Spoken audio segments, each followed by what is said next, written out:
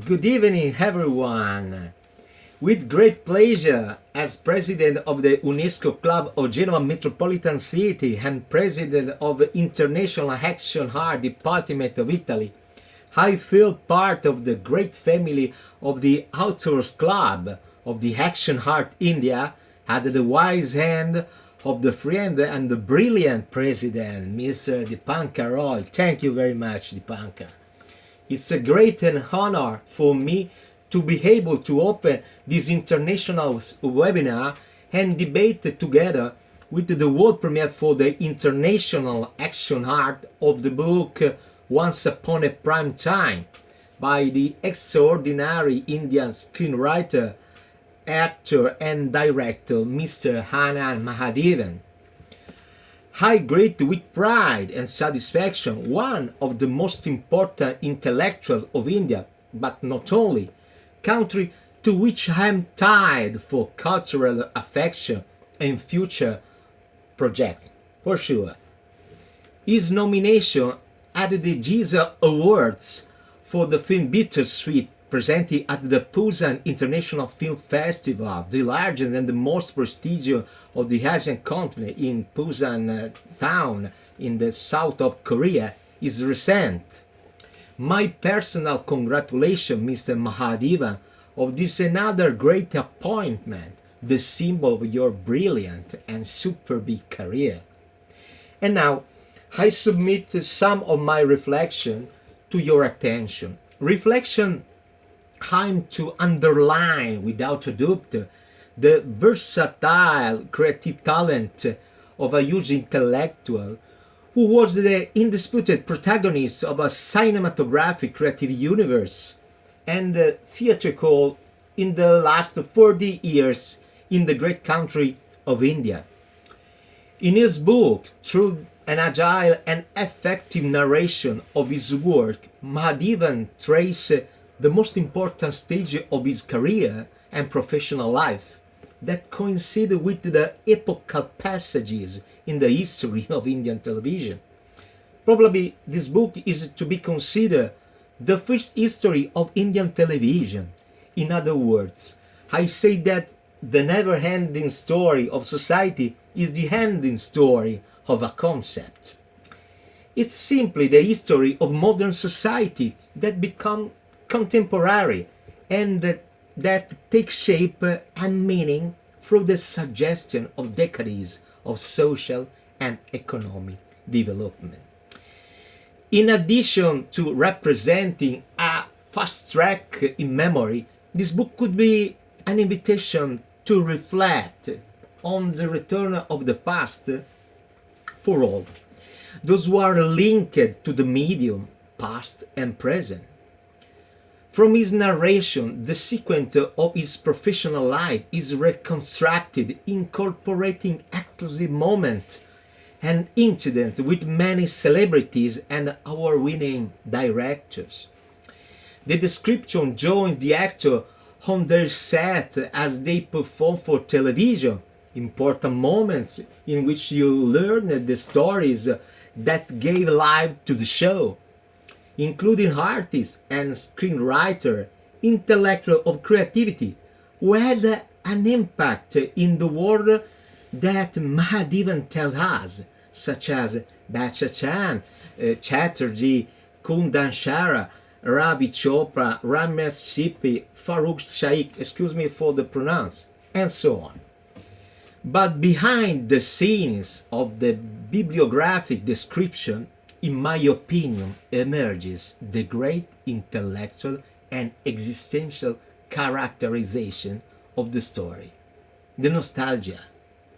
Big nostalgia arises spontaneously, almost a deep desire to declination at the origins, when the media meaning of television did not have the boorish and fragile value of the unlimited and post-global consumerism of the new millennium, but was rather a social anthropological category that represented an instrumental of recreation, social sharing, and cultural development for entire communities an entire generation in India as in the rest of the world.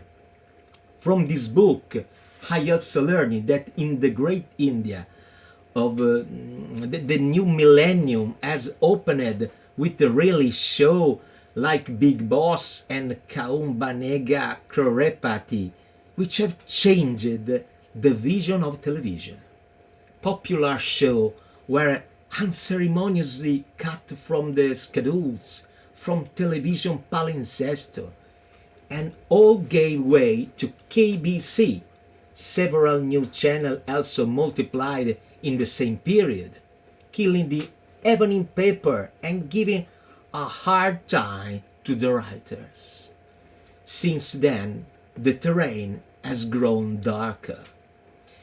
That's why looking at an old faded trailers, the image of many talents who have alternated in 14 years and more or careers, or the music and suggestion, a portrait or a stage dress of years ago, nostalgia grows in Mahadevan narration as well as in the soul of the readers and of all of us who have lived through an era of profound values and shared cultural origins and ancestralities. In Once Upon a Prime Time, the narration of experiences is become from syncopatic to fluid and finds the reason for the present in the rediscovered strength of the past. Even the post-global culture, always so vulgar and too blatantly consumerist, frivolous and tremendously volatile. For us, simple men and intellectuals who lived through the epochal phases of the 18th and 90s, reading a story from the past means remembering, reliving, and sharing together a narrative of conscience, a flow of feelings and sensation that has in the narration of Marcel Proust and James Joyce, the father of cerebral consciousness, lead us to relive a nostalgia precisely in the free representation of the author's thought as they appear in the mind and before being logically reorganized into sentences that can express this.